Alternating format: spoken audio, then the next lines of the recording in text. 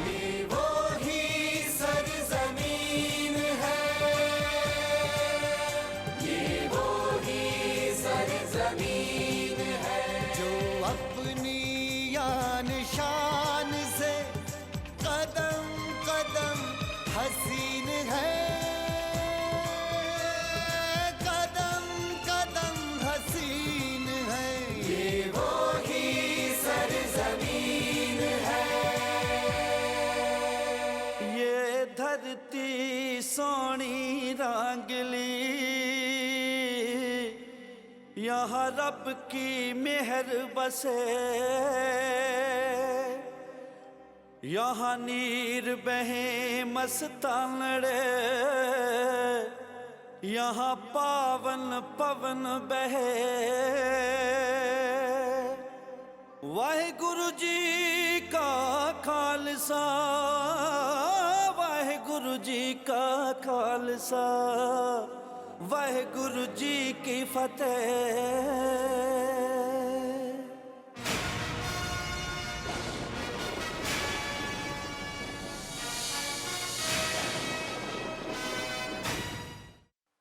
काबुल दरबार के साथ दोस्ती, वो भी एक पायदार अमन और खुशहाली की ज़ामन होगी। ये हमारे लिए किसी भी रकम से बहुत बढ़कर है। हम आपके इस जज्बे को हमेशा याद रखेंगे। आपको यकीन दिलाना होगा कि दोनों फौजें एक साथ आगे बढ़ेंगी। आपने जुबान दी थी कि खालसा और अफगान फौजें एक साथ मिलकर आगे बढ़ेंगी। तो हमने तो आपको अपने साथ आने से रोका नहीं। आप लोग अपनी रफ्तार बढ़ाने के बजाय हमसे ये तवक्को करते हैं कि हम लोग भी आपकी तरह घुटनों के बल चलने लगे। मुनव्वर की सलामती हमारे लिए बहुत अहमियत रखती है, इसलिए जब तक खालसा फौजें कश्मीर ना पहुंच जाए, उसकी जिम्मेदारी आपके कंधों पर है। हमने कोहिनूर को बहुत ही महफूज जगह पर रखा है, आप इत्मीनान रखें। हमारे शौहर के आते ही हम उसे खालसा सरकार के हवाले कर देंगे। ये लीजिए सरकार। हमें ये सख्त हिदायत है सूबेदार साहब की कि पंजाब से आने जाने वाले हर एक शख्स की निहायती सख्ती से पड़ताल की जाए। तो रुक, मैं देखती हूँ उनको, कहीं फिर से सिपाही ना आगे हों। तो ठहर माँ, मैं देखता हूँ कौन हो सकता है इस वक्त।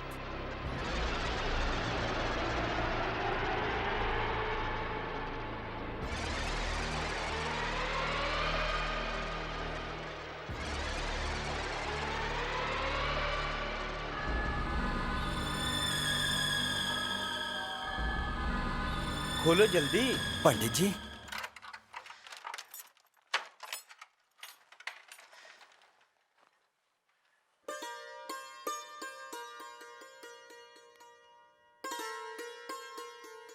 क्या बात है?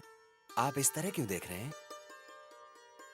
तुझे अपने पैरों पे खड़ा हुआ देखकर बहुत खुशी हो रही है बेटा।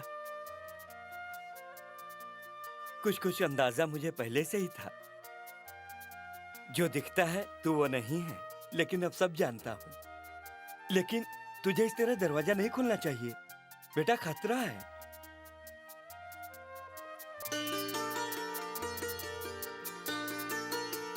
पंडिताइन,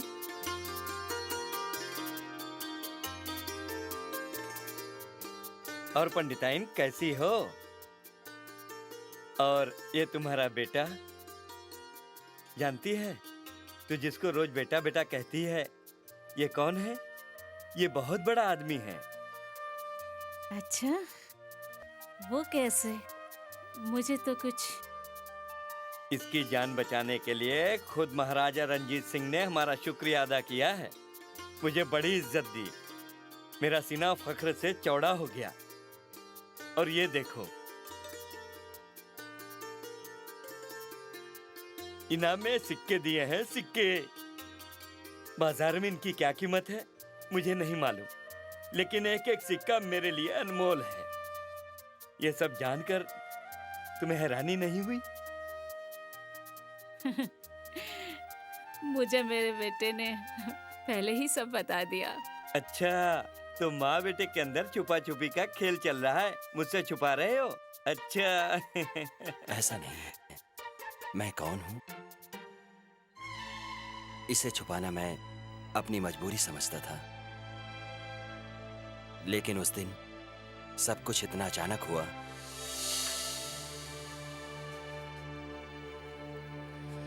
कौन हो तुम लोग? और किसी के घर में जबरदस्ती घुसते हुए तुम लोगों को शर्म नहीं आती? सूबेदार के सिपाही हैं बुढ़िया, अदब से बात कर। तूने जहाँ किसी अजनबी को देखा है? कौन है माँ?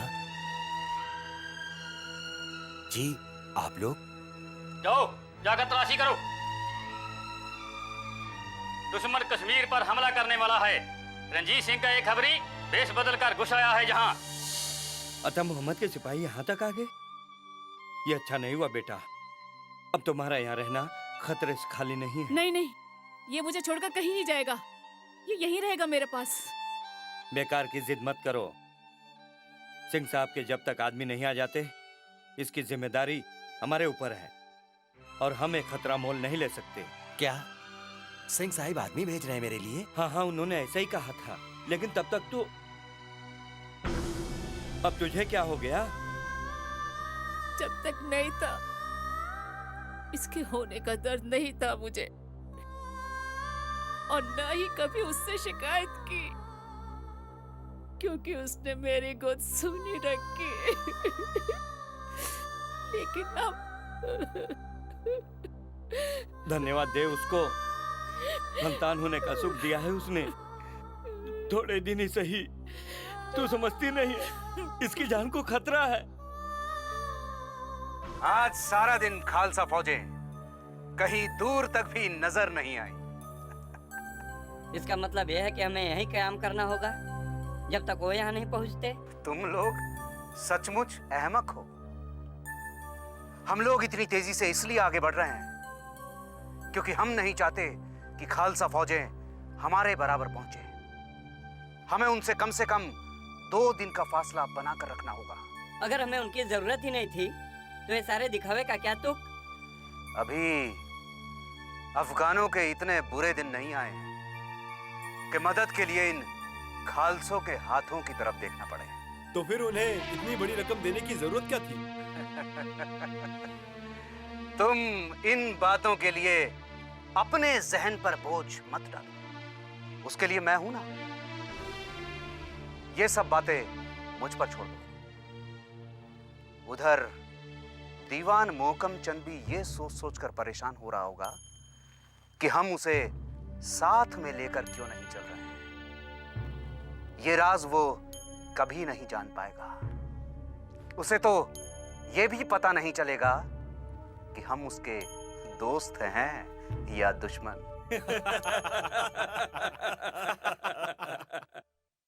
कहो, खालसा फौजें कहां तक पहुंची हैं? गुस्ताखी माफ सरकार, लेकिन खालसा फौजों का दूर दूर तक कोई नामो निशान दिखाई नहीं पड़ता। क्या क्या बकते हो? जी ऐसा लगता है कि वो हमारे पीछे नहीं आ रहे। इतनी बड़ी फौज अचानक इन पहाड़ी जंगलों में कहां गायब हो गई? कहीं उन्हें हमारे इरादों की भनक तो नहीं लग गई? फतेह अली, ये रंजीत सिंह बहुत होशियार आदमी है। जितना तुम सोचते हो उससे भी कहीं ज्यादा।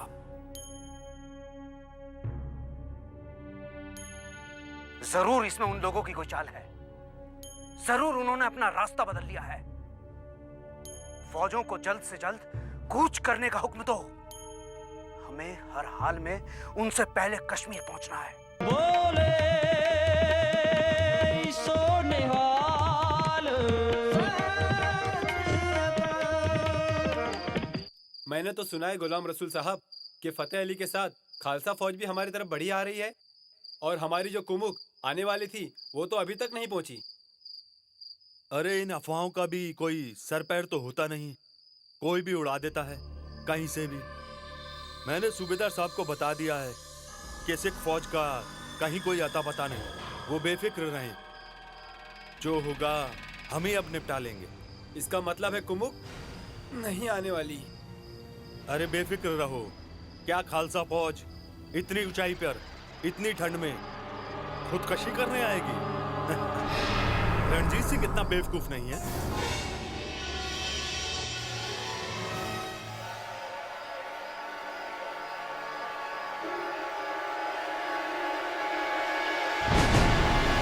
कौन है?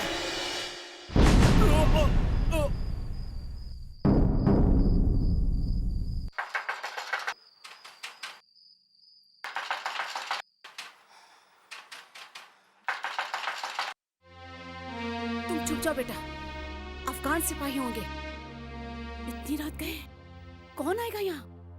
हो सकता है कि खालसा सिपाही हो। ठहर, मैं देखता हूँ, देखता हूँ।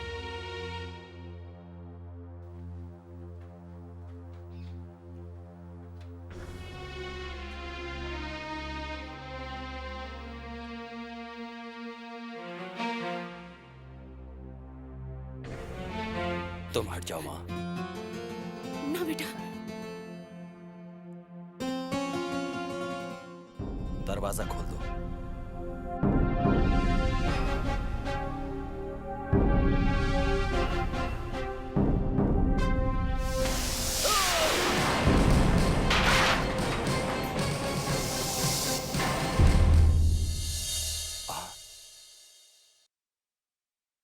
मुनव्वर,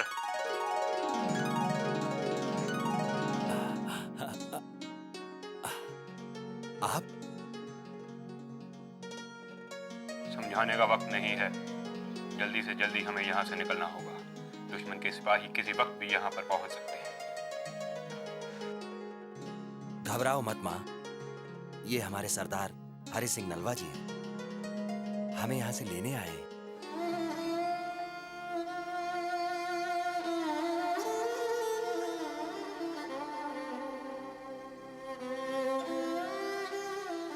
इस वक्त मुझे जाने दो माँ। खालसा फौज को मेरी जरूरत है। वादा करता हूं मैं फिर आऊंगा। आना ही पड़ेगा माँ के आंचल में।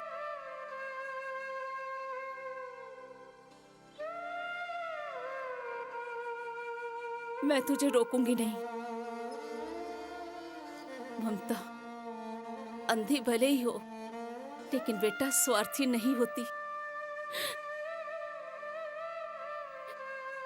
तुझे जाना होगा। माँ का बस इतना ही काम है कि बच्चे को अपने पैरों पे खड़ा कर दे। बस अब तू जा, जल्दी चला जा। रात बहुत कम रहेगी। आप लेके जाइए इसे।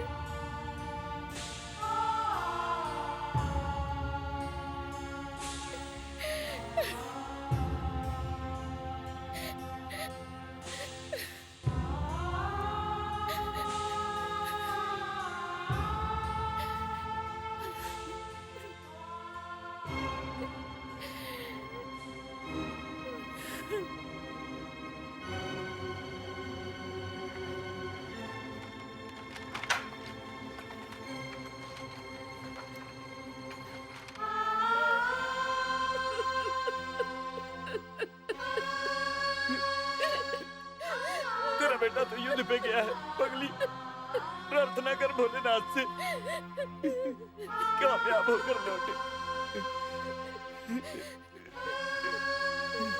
क्या चौकी पर हमला हुआ और तुम जान बचाकर बच्चों की तरह बिलखते हुए हमारे सामने आए हो?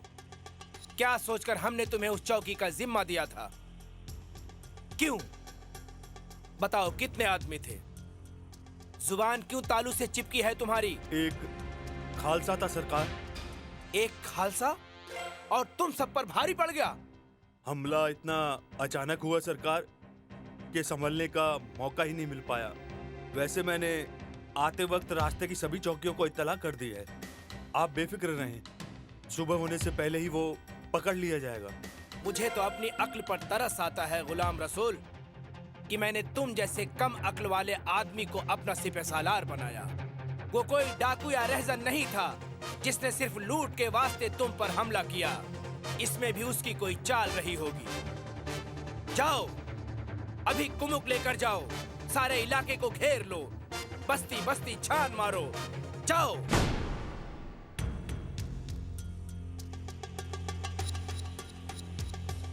दुश्मन हमारे दरवाजे पर आ पहुंचा है, खबरदार रहना। नींद भी आए तो आंखें खोल कर सोना। थोड़ी सी कोताही का अंजाम तुम जानते हो। दरवाजा खोलो।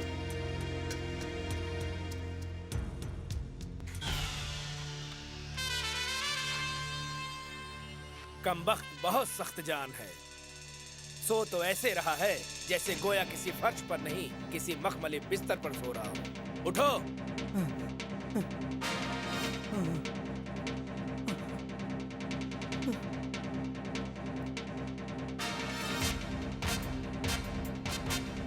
क्यों अपनी नींद के दुश्मन बने हो अता मोहम्मद? मैं तुम्हारे किसी काम का नहीं, तो फिर क्यों मेरे लिए अपनी रातें बर्बाद कर रहे हो? क्या मिलेगा तुझे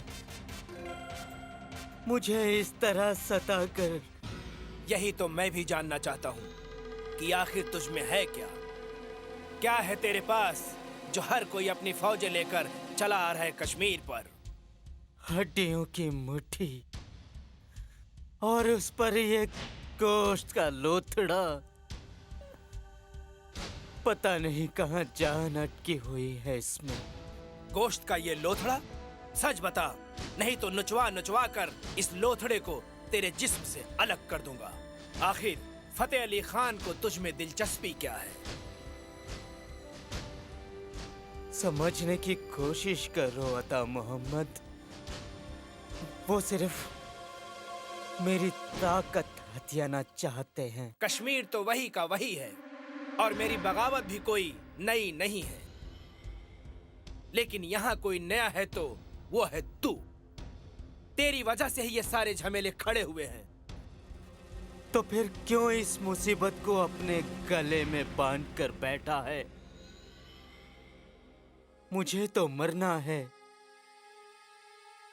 यहां मर जाऊं या वहां?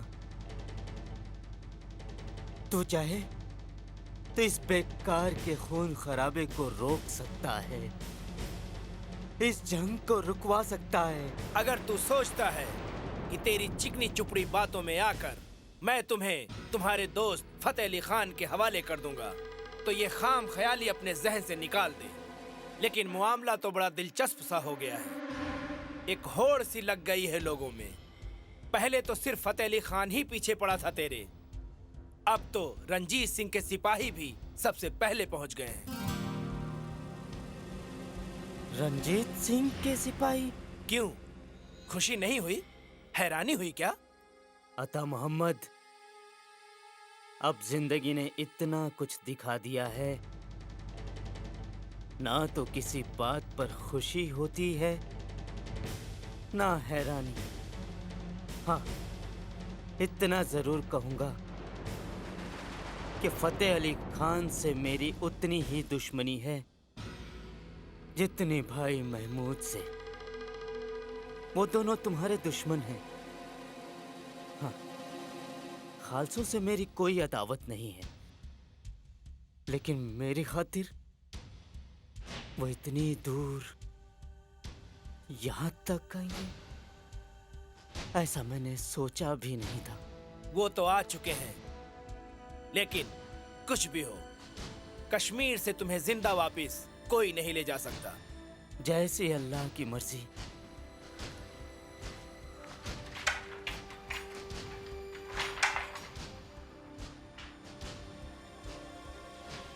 रंजीत सिंह के सिपाही और यहाँ? मुनव्वर अली, तुम्हें पूरा इत्मीनान है? कहीं कोई गलती की कोई गुंजाइश ही नहीं दीवान जी। वहां का एक एक रास्ता, यहाँ तक कि एक एक मोड़ बिल्कुल अच्छी तरह से मेरे जहन में गुदा हुआ है। शाबाश सरदार हरि सिंह, अब ये सारी जिम्मेदारी आपके कंधों पर है।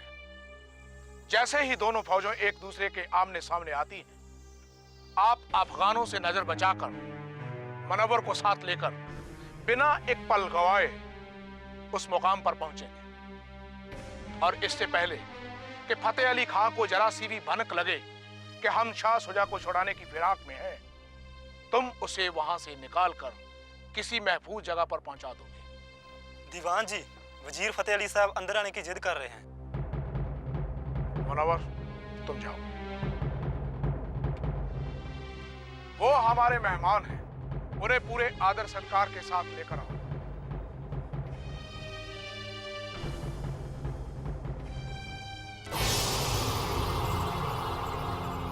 आइए आइए फतेह अली साहब, तशरीफ लाइए।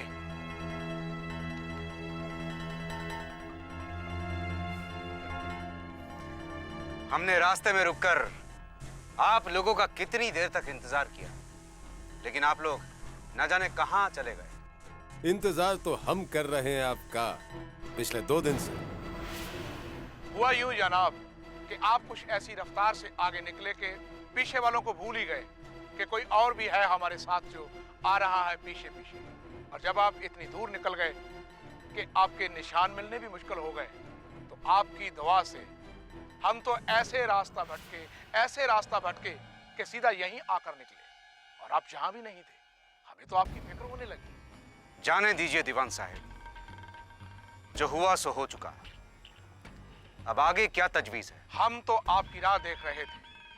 आखिरकार ये अता मोहम्मद आपका गुनाहगार है, हम तो सिर्फ आपके सहयोगी हैं। उस पर पहले वार करने का हक आप ही का है। हम आज ही किले पर घेराबंदी करेंगे और अता मोहम्मद को मजबूर कर देंगे कि वो किले से बाहर आकर हमारा मुकाबला करे। मैंने बहुत पहले फकीर अजीजुद्दीन को आगाह किया था सरकार कि ये मुहिम हमें बहुत महंगी पड़ने वाली है। आपकी राय हम तक पहुंच चुकी थी भिवानी दास जी, लेकिन कुछ काम ऐसे होते हैं जिन्हें कल पर टाला नहीं जा सकता, चाह कर भी नहीं। और कोहिनूर को वापस लाने का ख्वाब भी कुछ इसी तरह का है। लेकिन अभी तक ये भी दरियाफ्त नहीं हो पाया है कि एक कोहिनूर जिसके लिए खालसा हुकूमत इतनी बड़ी कीमत चुका रही है कहाँ? यहाँ वफा बेगम के पास, कश्मीर में शाह शुजा के पास, या फिर कहीं और? बजा फरमाते हैं मिस्टर रामदयाल, हम इस वक्त नहीं जानते कि कोहिनूर है कहाँ, शाह शुजा ने उसे कहाँ छुपा रखा है। लेकिन ये बात यकीनी है कि काबुल के शाही खजाने से वो कोहिनूर गायब हो चुका है। वजीर फतेह अली खान शाह शुजा के लिए कश्मीर नहीं जा रहे हैं, वो जा रहे हैं कोहिनूर के लिए। लेकिन उन्हें ये इल्म नहीं कि उनका ये राज हमारे लिए कोई राज नहीं है। मोहकम चंद जी की तरफ से कोई पैगाम? जी सिंह साहब, दीवान मोहकम चंद जी से हमारा राब्ता बराबर बना हुआ है। फतेह अली की फौज के साथ खालसा फौज शेरगढ़ किले के बाहर डट चुकी है। मौसम का मिजाज बिफरा हुआ है सिंह साहब, हमारी फौज को दोहरे मोर्चे पर लड़ाई करनी पड़ रही है, लेकिन उनके हौसले अभी भी बुलंद हैं। और वो मुनव्वर तो लामिसाल बहादुरी का मुजस्समा ही बन गया है सिंह साहब, जख्म होते हुए भी मोर्चे पर डटा हुआ है। लेकिन हमने उसे किसी महफूज जगह पे रखने के लिए कहा था। हमारी भी कुछ मजबूरी है सिंह साहब। मुनव्वर ही वो अकेला आदमी है सिंह साहब जो किले के अंदर के रास्तों से वाकिफ है। एक बार किले के अंदर घुसने के बाद हमारे पास ज्यादा वक्त नहीं होगा। जल्द से जल्द हमें शाह शुजा को वहां से बाहर निकालना होगा, और इसके लिए मुनव्वर के बिना कोई काम मुमकिन नहीं है। ठीक है, तो फिर एक मुबारकबाद का पैगाम मोहकम चंद जी की तरफ फौरन भिजवा दें और उनको यह भी हिदायत दें कि जब तक खालसा फौजें शाह शुजा को अपने कब्जे में लेकर किसी महफूज जगह तक ना पहुंचा दें, फतेह अली खान को हम पर शक नहीं होना चाहिए, क्योंकि मुमकिन है कल हमें उससे लोहा लेना पड़े। खालसा जी, इसके लिए तो वो लोग पहले से ही तैयार हैं। रामदयाल जी, हमारे जाबाज ऐसे हालात से दो चार हैं इसलिए मोर्चे पर रसद, गर्म कपड़े, गोला बारूद, किसी चीज की कमी नहीं होनी चाहिए। हमारे लिए एक एक सिपाही बहुत अजीज है और यहां पर कोई लापरवाही हुई तो हम बिल्कुल बर्दाश्त नहीं करेंगे। और कितने दिनों तक हम यूं ही हाथ पर हाथ धरे बैठे रहेंगे? हर काम में जल्दबाजी काम नहीं आती गौसा खान। सर्दी के शुरू होते ही उनकी ताकत और हमारी मुसीबतें दोनों 10 गुना बढ़ जाएंगी। मुसीबतों से डरकर हम कोई ऐसा कदम नहीं उठा सकते जो... डरने की बात कौन कर रहा है वजीर आला? सरदार हरि सिंह नलवे की मंशा तो ये थी कि हमें भी दुश्मन की जहनीत को समझने की कोशिश करनी चाहिए। जंग चाहे छोटी हो या बड़ी, फतेह का राज इसी में छिपा होता है कि दुश्मन की खोपड़ी में क्या चल रहा है आप उसमें झांक कर देख सकें। बात तो तुम ऐसे कर रहे हो दीवान मोहकम चंद, जैसे वजीर फतेह अली खान कोई नौसिखिया है, उसे कुछ पता ही नहीं। माफ कीजिएगा वजीर आला, मेरा मकसद हरगिज आपके अहम को ठेस पहुंचाना नहीं था, मगर ये तो आप भी जानते हैं कि मौसम उनके साथ है जो कि बहुत ही खतरनाक है, जिसका तोड़ हमारे पास नहीं है। हम तो ये भी नहीं जानते कि किले में कितने दिनों की रस्त मौजूद है। लेकिन हमें ये अच्छी तरह से पता है कि एक आध दिन से ज्यादा वो लोग अंदर टिक नहीं सकते। हमें पक्की इत्तला है कि सूबेदार अता मोहम्मद हमले के लिए अपनी फौजों को तैयार कर रहा है,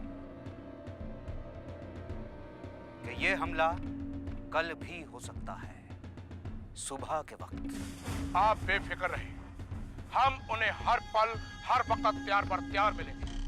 खालसा फौज का एक एक सिपाही जान की बाजी लगा देगा। मैदाने जंग में हम दुश्मन के दिलों पर खौफ बन कर जाएंगे। अपना खून बहाने में हमारे जांबाज किसी से भी एक कदम भी पीछे नहीं रहेंगे। इंशाअल्लाह हमें आप लोगों पर पूरा यकीन है।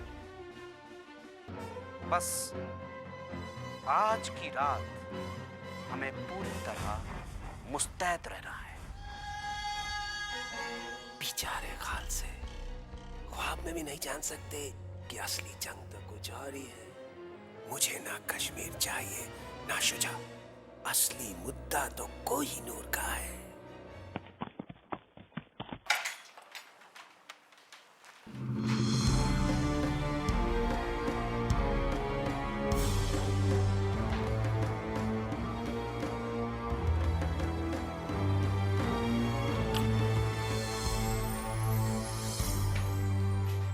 कैसे मिजाज है जहां पनाह? हाथ उठते नहीं आता मोहम्मद,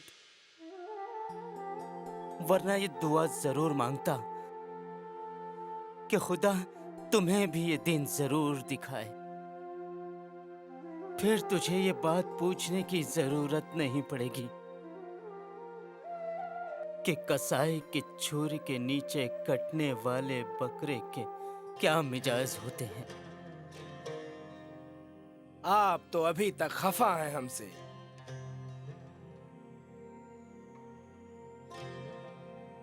आज हम आपकी सारी शिकायतें दूर कर देंगे।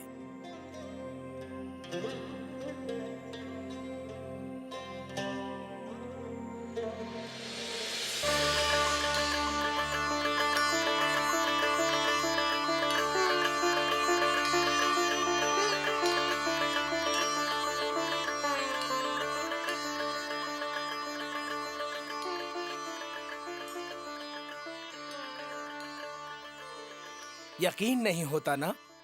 ये सब आप ही के लिए है, खाइए।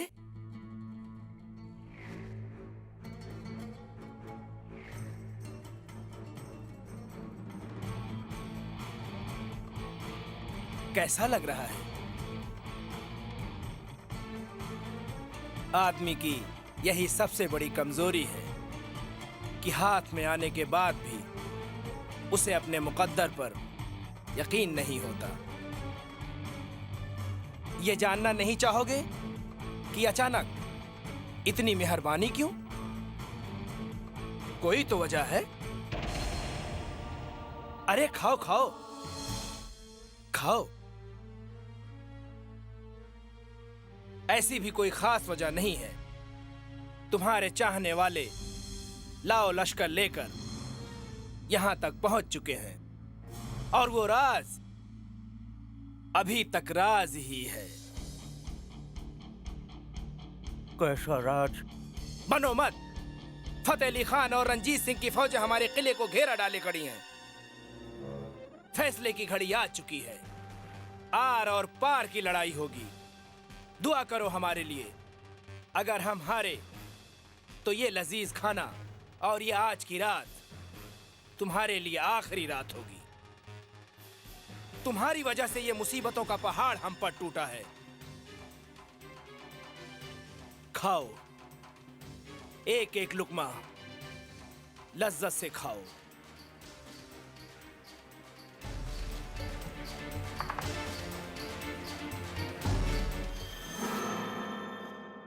आज जंग से पहले की हमारी ये आखिरी मुलाकात है।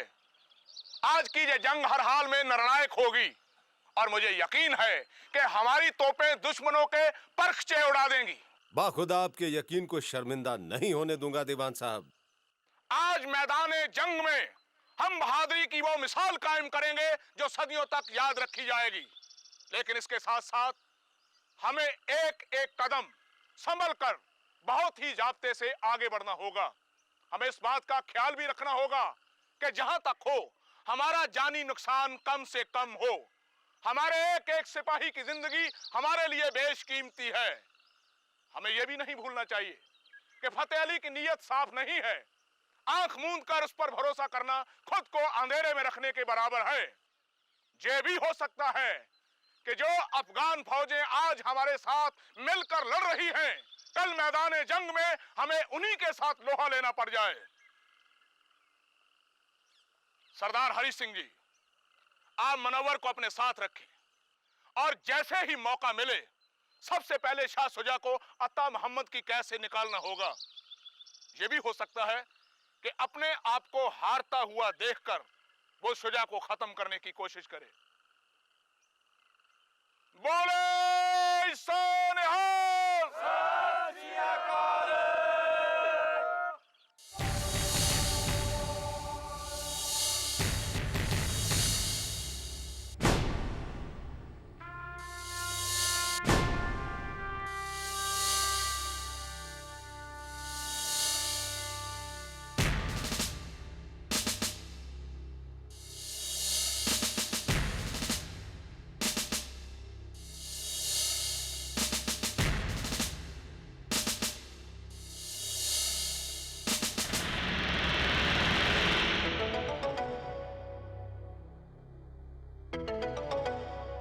अरे, ये तो वही बंदूकों का व्यापारी है। ये यहाँ क्या कर रहा है?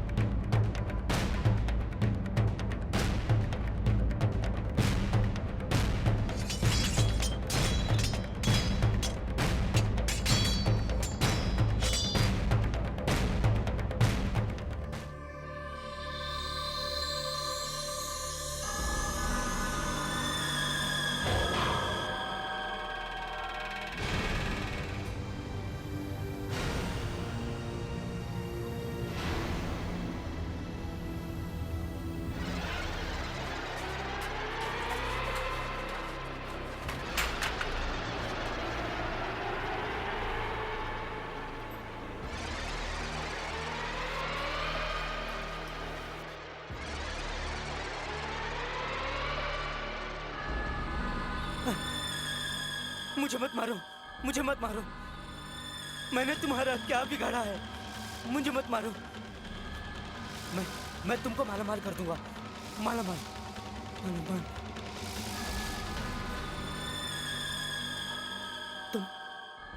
तुम अता मोहम्मद के आदमी नहीं हो? हम खालसा फौज के सिपाही हैं, आपको यहाँ से निकालने के लिए आए हैं। वो फतेह अली खान, वो मुझे मार देगा, वो मुझे मार देगा। हमें हुक्म है कि आपको जल्द से जल्द कहीं महफूज जगह पे पहुंचाना है। इससे पहले कि फतेह अली खान की फौजें यहाँ पर पहुंचे, हमें यहाँ से निकलना होगा। हमारे पास वक्त बहुत कम है।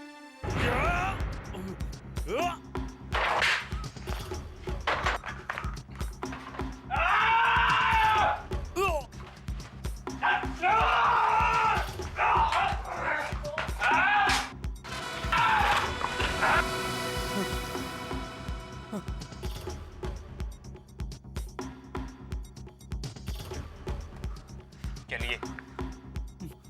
मैं चल नहीं पाऊंगा।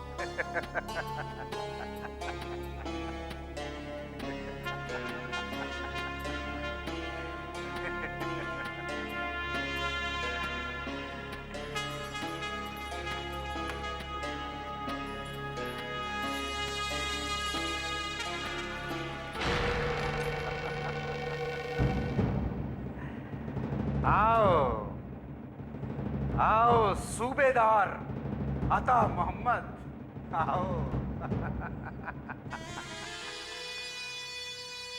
दीवारों दर को जरा गौर से देखो, पहचानो इसे।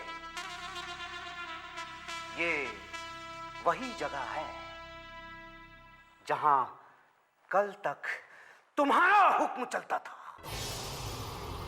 दरबार लगाते थे तुम। तुम्हारी नजर के एक इशारे से सैकड़ों लोगों की तकदीरें कांपती थी। और आज वही तुम हो। ये जगह भी वही है, लेकिन सब कुछ बदल गया है। इंसान अपनी तकदीर से लड़ सकता है फतेह अली खान, कातिबे तकदीर से नहीं। तुम्हारी तकदीर को लिखने वाले तो हम हैं, हम।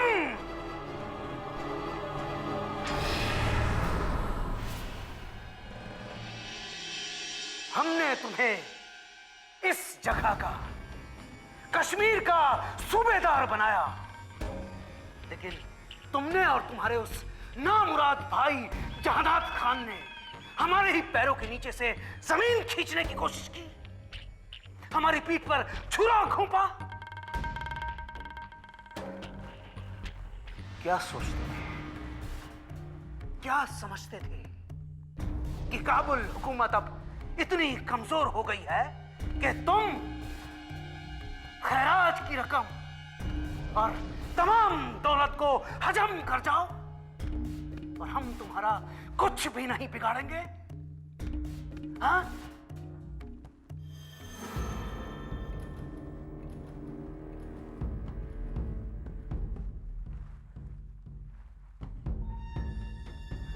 बहुत देर तक हमने तुम्हारी इस नाफरमानी को नजरअंदाज किया और तुम खुद को खुद मुख्तार समझने लगे। अब देख रहे हो उसका अंजाम। हमें अपने किए पर कोई शर्मिंदगी नहीं और कोई पछतावा नहीं है। ले जाओ इसे और कैद खाने की तीरगी में जज्ब कर दो। कुछ दिन वहां रहेगा तो इसकी अकल ठिकाने आ जाएगी। वो नहीं मिलेगा। कोई फायदा नहीं वजीर आला। जिसे ढूंढते हुए तुम यहाँ तक आए हो वो तुम्हें नहीं मिलेगा। मैं इतना बेवकूफ नहीं हूँ कि शाही कैद खाने में उसे रखूं ताकि तुम आओ और उसे उड़ा ले जाओ।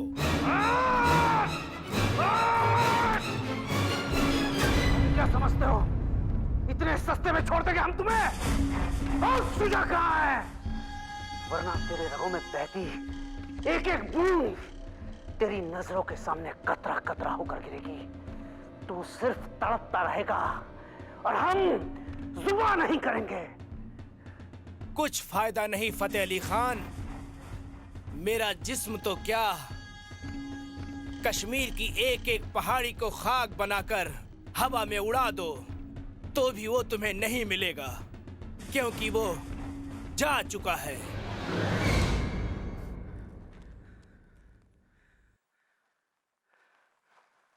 क्या मतलब है तुम्हारा? तुम ऐसा नहीं कर सकते। बोलो कहां है शुजा? कहां छिपा के रखा है तुमने उसे? मैं नहीं जानता फतेह अली खान कि तुम्हें क्या दिलचस्पी है उसमें। मैं तो सिर्फ इतना जानता हूं कि तुम जीत कर भी हार गए। शुजा मर चुका है। तुम्हारी आंखों में शिकस्त का ये रंग देखकर मुझे कितनी मुसर्रत हो रही है ये तुम नहीं समझ सकते। अगर तुम्हारी बात सच निकली तो तुम्हारी मौत का मंजर कितना खौफनाक होगा ये तुम सोच भी नहीं सकते। सच क्या है तुम अपनी आंखों से देख सकते हो। वो ज्यादा दूर नहीं है हमसे। लेकर चलो इसे।